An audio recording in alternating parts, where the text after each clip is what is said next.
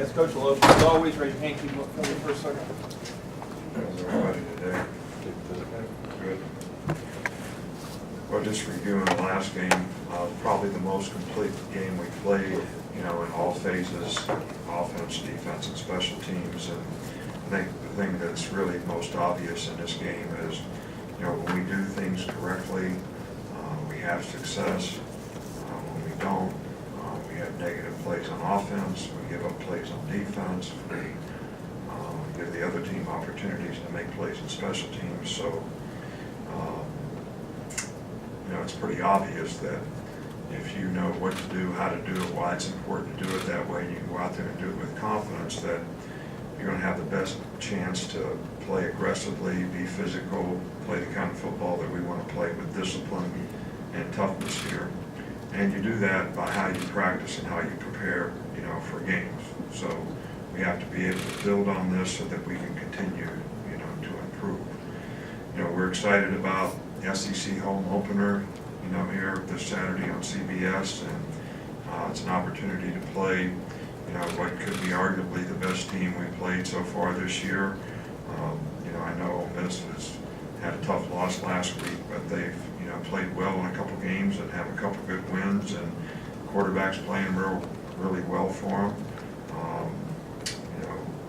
Backup quarterback came in and played even better, in the game last week. They got a really good runner. They got some really good skill players at receiver. Got good specialists, good return guys. The defense has been a lot more aggressive this year in terms of creating negative plays, sacks, tackles for loss, those types of things. So this is a well-coached team, and this is a team that we've struggled with some in the past that, we're certainly going to have a great week of preparation to be able to play well in this game. Coach will start right there with John. How much, since you've been in the SEC, how much kind of a philosophy change have you seen offensively where it used to be run first, now two of the top three passing teams in the country are from the SEC West? Well, I don't think it's just this conference. I think it's football in general. I think, used to be a lot more closed formations. Now everything is spread and open. I think space play is much more important than it used to be years ago. People throw, a 2-yard pass on an RPO and it turns into a 70-yard play. So the game has just opened up to where, horizontally and vertically, you got to cover the entire field. In the old days, I don't think it was really that way. And I think that's, created a lot more explosive plays on offense. And people who have good skill players and a good quarterback have a chance to really, take advantage of some of those things. And it makes it much more difficult on defense. So I think the combination of those things probably has changed our league just like it's changed football in general. Coach, go back to Cecil. Coach, did you get any update today on DJ Dale and Terrell Lewis and also Will Rack? Those guys will probably not practice today, but we expect them to practice tomorrow or the next day. So we're hopeful that they'll be ready to play in this game. So, and who else did you ask about? Riker, kicker. Who? Riker, kicker. Well, I think he may be a little more day-to-day and a little more questionable than the other guys. And I don't think this is something with the kicker that you can sort of push the guy along and have him have something that's going to aggravate him for the rest of the season. So we need to get it right now. Stay back there with Brett. What makes a lineman good as a puller? What skill set does a lineman need to excel at that? Well, I think first of all, if you have good initial quickness and you got explosive power, you got good balance and body control, and those things are what's going to help you pull, move, be under control.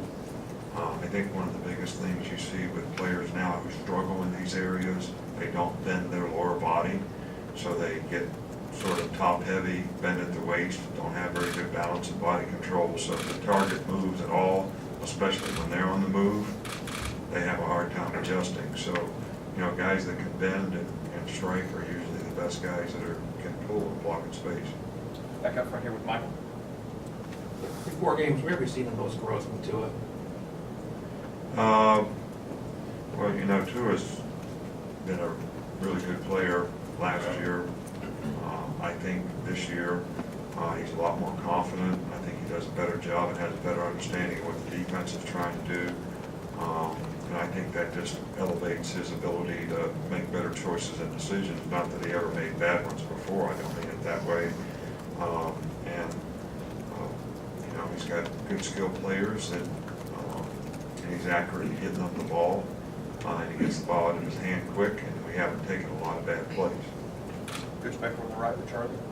With Deontay Brown now eligible to play for you guys, what's the plan for them this week and just moving forward? Well, the plan for every player on our team is the guy's got to beat somebody out if he wants to play.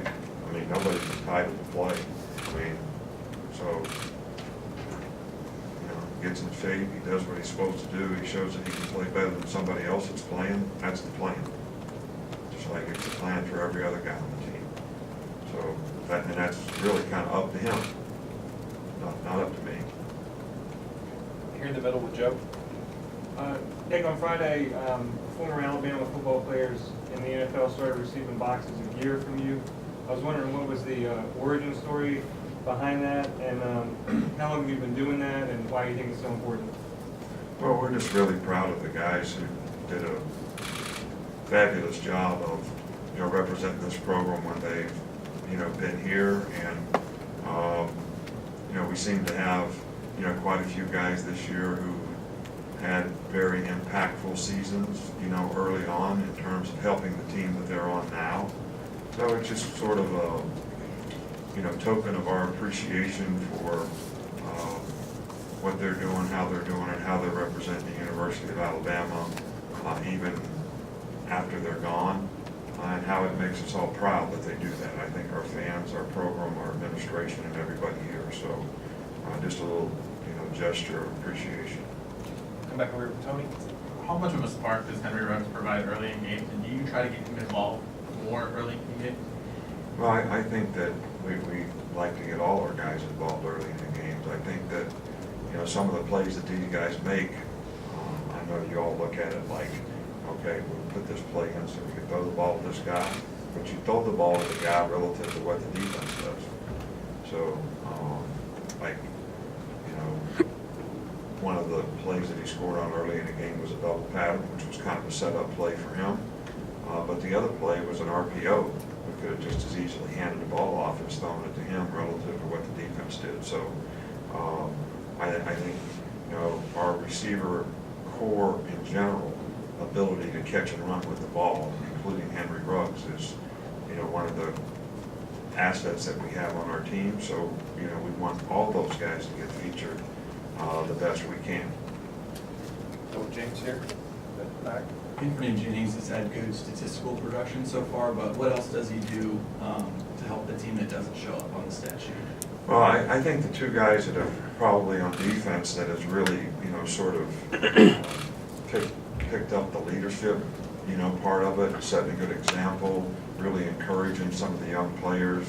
Anthony Jennings and Xavier McKinney have, those two guys have tried to, pick up some of the slack when, some of these other guys that were older, more experienced players that had leadership roles, aren't present. And I think, both those guys have played very well. They're both like players of the week this year, and they both have had really good production. But I think what you don't see is how they're impacting and affecting, other players on the team that probably need their support. And it helps the younger players have confidence when they feel like the older players are confident in them. We'll finish up back with Edwin unless we have another follow-up. Could you talk about Christian Barrymore and think he's going to be seeing some more significant playing time in the future? Well, we certainly are pleased with the progress that he's made. He's got ability, he's got initial quickness. The challenge for us has been, to get him to do the things that he needs to do relative to the rest of the players on defense. You can't have guys that if they're supposed to slant to the right, slant to the left.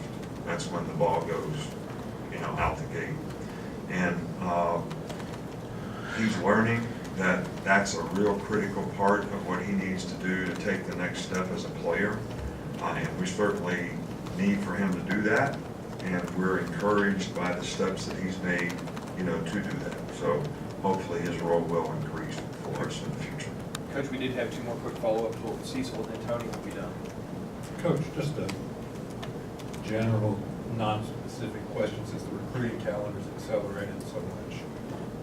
What's the importance of signing a quarterback every year in the overall scheme of recruiting? Well, I think the importance is to sign a good quarterback. That's probably most important, not just a quarterback. Because I think, those guys, and I think it's more apparent in college football now than it's ever been, the teams that have a legitimate chance to have a really good season, most of them have really pretty good quarterbacks. It doesn't mean that just because you have a good quarterback, that you're going to have a good season. You got to have good players to play around them. But it certainly helps because that guy distributes the ball to every guy on the team. So his ability to be efficient and effective enhances everybody's chances of being successful. But it's also the most difficult position to play if you don't have good players around you. So it's important to surround a quarterback with other good players, and then everybody has a chance to be successful. We'll finish up right here with Tony. If Will Record is unable to go, how confident are you in Joe Bulbus? And then how do you kind of approach him from a confidence standpoint after kind of losing out on the job this season? Well, he did a great job in the last game. I thought he kicked off well, had a couple touchbacks, put the ball in the right place.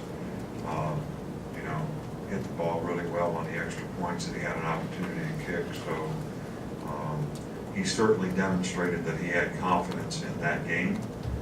We have confidence in him. He kicked for us all last year.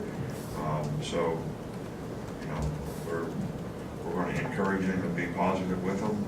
But ultimately, every player has got to believe in themselves if they're going to be successful at what they do. All right, Coach, thank you. Thank you.